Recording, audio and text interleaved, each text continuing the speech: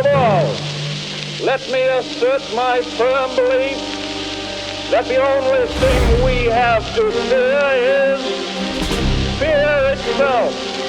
And so, my fellow Americans, ask not what your country can do for you, ask what you can do for your country. I believe that together we can make America great again. People have been beaten down so long, and they feel so betrayed by government.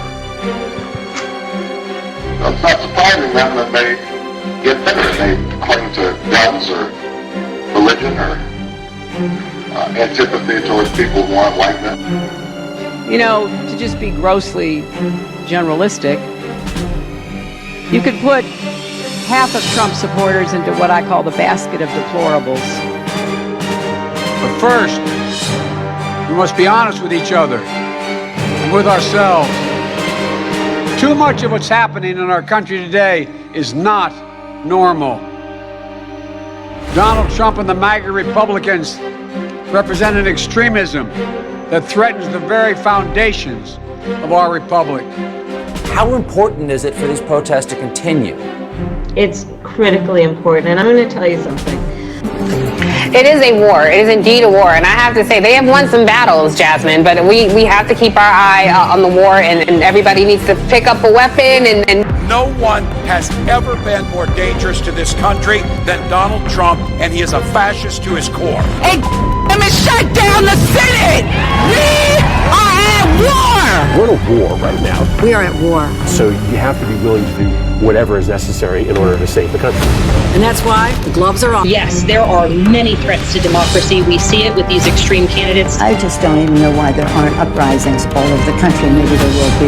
You can only push people so far. And then they start to take matters an actual fight. You know, this is literally call to arms. The MAGA movement is a threat. But Michelle Witt says that, you know, when they go low, we go high. No. With all due respect, if they go low, we don't go high. When they go low, we kick them. We take them to the mud and choke them out. And make sure that they stay down. And you know what? Kick them when they're down, because they deserve it. Get up in the face of some Congress people. We have to fight this in the streets. We're going to fight it in the streets. It's time to step out of your comfort zone and step out into the streets. To our Republican colleagues, if you do not see the light, we will bring the fire. Resist! And if you see anybody from that cabinet in a restaurant, in a department store, at a gasoline station, you get out and you create a crowd.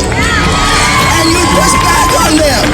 And you tell them they're not welcome anymore, anywhere. Let me ask you tonight, do you think Donald Trump is a fascist? Yes, I do. This is what kicking the shit out of fascism looks like.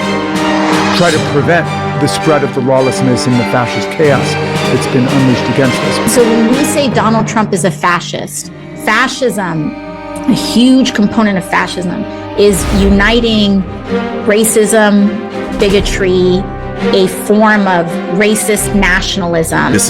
We are now living in a fascist dictatorship. And we are worried about potential rise of fascism in this country. We're worried about our democracy falling to an authoritarian and potentially fascist form of government. Not only to roll over to Donald Trump's will, but to roll over our democracy and allow him to take over this country as a fascist dictator. When fascism isn't just coming, it's already here.